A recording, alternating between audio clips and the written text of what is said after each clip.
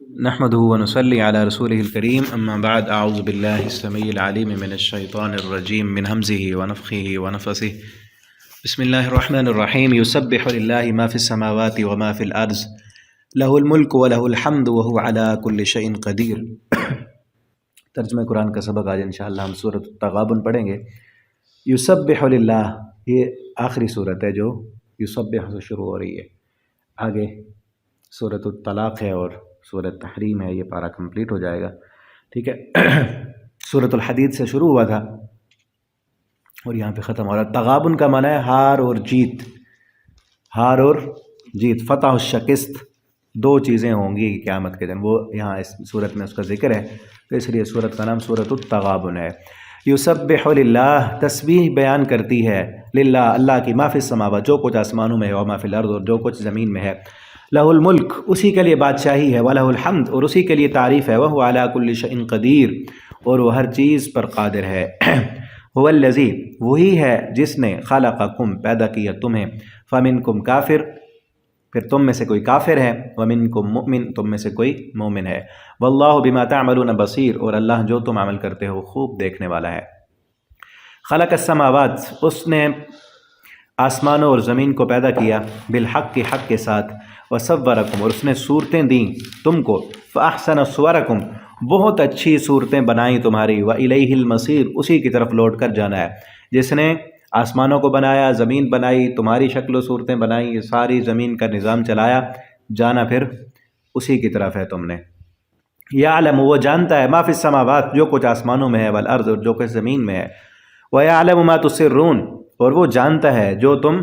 چھپاتے ہو، وما تعلنون، اور جو تم ظاہر کرتے ہو، واللہ علیم بذات الصدور، اور وہ جاننے والا ہے سینوں کے راز۔ الم یأتکم، کیا نہیں آئی تمہارے پاس، نبأ الذین، خبر ان لوگوں کی، کفروا، جنہوں نے کفر کیا، من قبل، اس سے پہلے، فذاقوا وبال امرہم، پس چکھا انہوں نے اپنے کام کا وبال، ولہم عذاب علیم، اور ان کے لیے دردناک عذاب ہے۔ ذالک بانہ، یہ اس وجہ سے کہ بے شک کانت تأتیہم، آتے تھے ان کے پاس، رسولہم، ان کے رسول، بالبینات، واضح نشانیوں کے ساتھ، فقالوا، تو انہوں نے کہا، ابشر یہدوننا، کیا یہ بشر ہماری رہنمائی کرے گا، یہ انسان ہماری رہنمائی کرے گا، فکفروا، انہوں نے کفر کیا، وتولوا،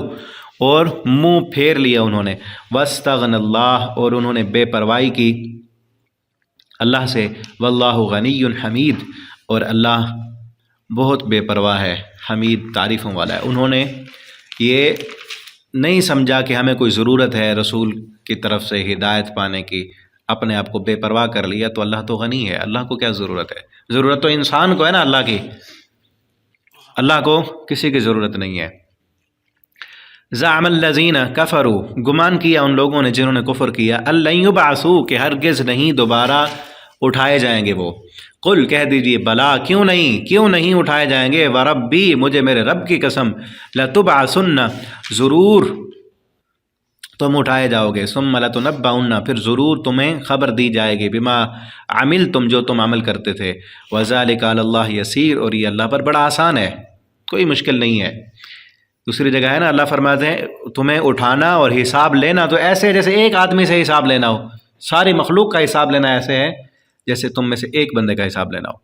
فآمنوا باللہ، تو ایمان لے آؤ اللہ پر، ورسولہ، اور اس کے رسول پر، والنور الذی، اور اس نور پر ایمان لاؤ، انزلنا، جو ہم نے نازل کیا، رسول نور نہیں ہے، والنور الذی انزلنا، نور وہ ہے جو نازل کیا، جہاں پہ ہے نا، لقد جاءکم من اللہ نور وکتاب منیر وکتاب مبین، چھٹے پارے میں، کہ تمہارے پاس رسول آ گئے ہیں اور نور آ گیا ہے، کتاب مبین آ گئی ہے، وہ نور کتاب مبین ہے، کیونکہ دوسری جگہ وہی وضاحت ہو رہی ہے، یہاں پہ بھی وہی ہے، رسول پر ایمان لاؤ، اور اس نور پر جس کو ہم نے نازل کیا۔ اور رسول کے بارے میں پیچھے کیا ہے، انہوں نے کہا ابشر یہدوننا، کہ یہ بشر، یہ ہماری رہنمائی کرے گا۔ انسان کے جتنے بھی لفظ بولے جاتے ہیں نا، عبد کا، بشر کا، وہ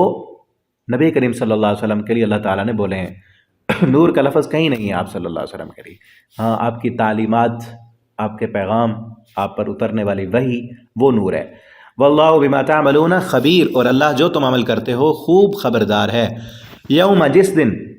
یجمعکم، وہ جمع کرے گا تم کو، لیوم الجمع، جمع ہونے کے دن، ذالک یوم التغابن، وہی دن ہے ہار اور جیت کا، یوم التغابن وہ دن ہوگا۔ اصل ہار اور جیت تو وہ ہوگی نا، یہاں دنیا میں ہار جیت میں لگے ہوئے ہیں، وہ میچ ہار گیا، وہ جیت گیا، وہ جو ہے دنیا کی دوڑ میں اس کی نوکری لگ گئی، اس کی نہیں لگی، اس کو پیسے مل گئے، اس کو نہیں ملے، یہ کوئی ہار جیت نہیں ہے۔ اصل ہار جیت تو یہ ہے کہ جو قیامت کے دن ہوگی، جو اس دن ہار گیا اصل ہارا ہوا وہ ہے، جو اس دن ذلیل ہو گیا اصل ذلیل وہ ہے، اور جو اس دن عزت پا گیا اصل عزت والا وہ ہے۔ اس دن کی عزت اور اس دن کی اس دنیا کی عزتیں ذلتیں یہ تو آنے جانے میں، ایک دن آپ جو ہے ہار گئے، ایک دن فیل ہو گئے، اگلے دن پاس ہو جائیں گے، محنت کریں گے تو پاس ہو جائیں گے نا، یہ کوئی ہار نہیں ہے اس دنیا میں۔ اگر آپ ہارے ہوئے ہیں اس میں، پیسے کی دوڑ میں آپ ہارے ہوئے ہیں، پیسہ نہیں ہے آپ کے پاس، گھر نہیں ہے، اولاد نہیں ہے، مال نہیں ہے، کوئی آپ کو پوچھتا نہیں، کوئی آپ کو رشتہ دینے کے لیے تیار نہیں ہے، کوئی آپ کے ساتھ دوستی کرنے کے لیے تیار نہیں ہے، کوئی آپ کی سفارش ماننے کے لیے تیار نہیں ہے، لیکن قیامت کے دن کی آپ کی تیاری اچھی ہے، وہاں آپ جیت جاتے ہیں تو آپ جیتے ہوئے ہیں۔ اور اس دنیا میں کوئی ہر موڑ پہ جیتا ہوا ہے، پیسہ اس کے پاس ہے، لوگ اس کی بات سنتے ہیں، جہاں جائے اس کو پروٹوکول ملتا ہے، عزت ملتی ہے، جو بات کر دے کوئی اٹھاتا نہیں ہے اس کی بات، لیکن قیامت کی تیاری نہیں کر رہا، اس دن ہار گیا تو اصل ہارا ہوا وہ ہے، ٹھیک ہے نا، یہ دن ہے ہار اور جیت کا۔ وَمَن يُؤْمِن بِاللَّهِ، اور جو بندہ ایمان لائے اللہ پر،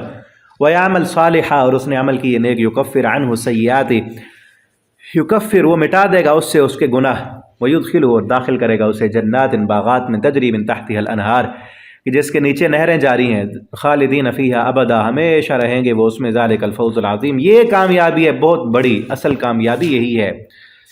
والذین کفروا، وہ لوگ جنہوں نے کفر کیا، وکذبوا بآیاتنا، اور جھٹلایا ہماری آیتوں کو، اولئک اصحاب النار، یہی لوگ آگ والے ہیں، خالدین فیہا، ہمیشہ رہیں گے اس میں، وبئس المصیر، اور بہت برا ٹھکانہ ہے۔ ما اصاب من مصیبہ الا باذن اللہ، نہیں پہنچتی کوئی بھی مصیبت الا باذن اللہ، مگر اللہ کے حکم سے۔ ومن یؤمن باللہ، اور جو بندہ ایمان لائے اللہ پر، یہدی قلبہ،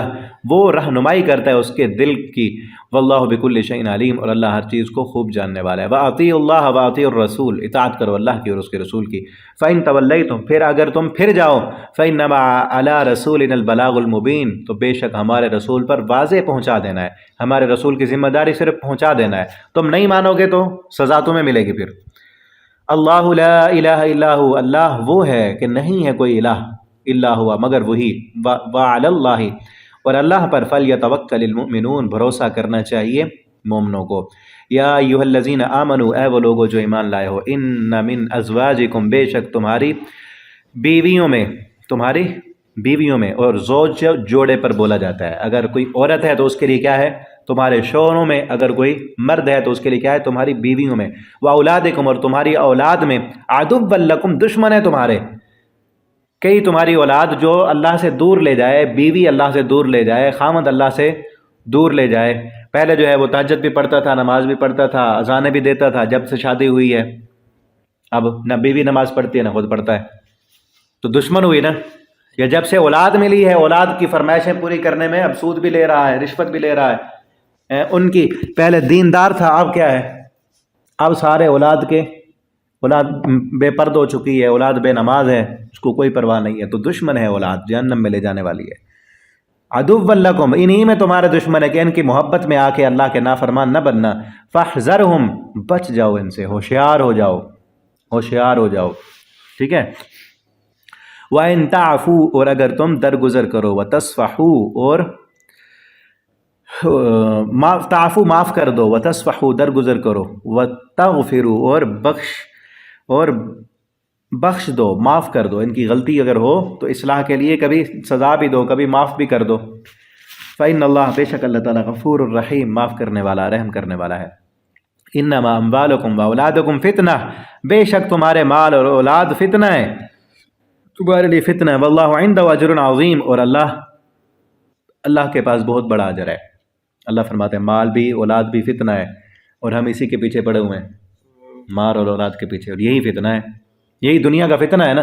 اور اس چیز کو اگر ٹھیک جگہ پر استعمال کریں تو یہ انسان کو جنت میں لے جانے والا ہے۔ اولاد کی اچھی تربیت کریں تو فوت ہونے کے بعد صدقہ جاریہ ہے، اور مال اللہ کے راستے میں خرچ کریں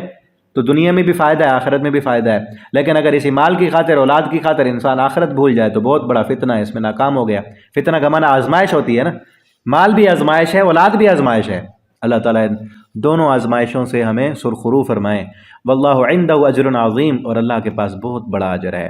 فاتقوا اللہ، پس تم اللہ سے ڈرو، مستطعتم، جتنی تم طاقت رکھتے ہو، واسمعوا، سنو، واطیعوا، اور اطاعت کرو، وانفقوا خیرا لانفسکم، اور مال کو خرچ کرو۔ اب اس فتنے سے بچنے کا طریقہ کیا ہے؟ اللہ سے ڈرو جتنی تم طاقت رکھتے ہو، سنو، اطاعت کرو، اور اللہ کے راستے میں مال خرچ کرو، یہ بہتر ہے تمہارے نفسوں کے لیے۔ وَمَن يُوقَ شُحَّ نَفْسِهِ، اور جس بندے نے اپنے دل کے بخل کو دور کر دیا، فَأُولَٰئِكَ هُمُ الْمُفْلِحُونَ، یہی لوگ کامیاب ہیں۔ یہ آیت پیچھے بھی تھی نا، وَمَن يُوقَ شُحَّ نَفْسِهِ فَأُولَٰئِكَ هُمُ الْمُفْلِحُونَ۔ ان تقرضوا اللہ، اگر تم قرض دو اللہ کو، قرض حسنا، قرض حسنا، یضاعف لکم، وہ بڑھا چڑھا کر دے گا تم کو، ویغفر لکم، وہ تمہیں معاف بھی کر دے گا، واللہ شکور حلیم، اور اللہ بہت قدردان ہے۔ شکور، قدردان، نیکی کی قدر کرنے والا۔ دنیا میں ہوتا ہے نا، کئی دفعہ ہم کام کرتے ہیں، جس کے لیے محنت کی ہے، جس کے لیے اس کو پتہ ہی نہیں کہ میرے لیے کتنی محنت کر کے گھر میں کھانا پکایا ہے مہمان بلانے کے لیے، بڑا سارا دن وہ جو ہے نا کھپتے رہے، تیار کرتے رہے، اچھا بنے، مہمان نے کھانا کھانے کے بعد کیا کہا؟ مزہ نہیں آیا، مزہ نہیں آیا، نمک زیادہ تھا، فلاں چیز کم تھی، یوں تھی۔ اب اس کو کیا، اس کو نہیں پتا کہ میرے لیے کتنی محنت کی گئی، تھوڑی سی غلطی ہوگی تو کیا ہے؟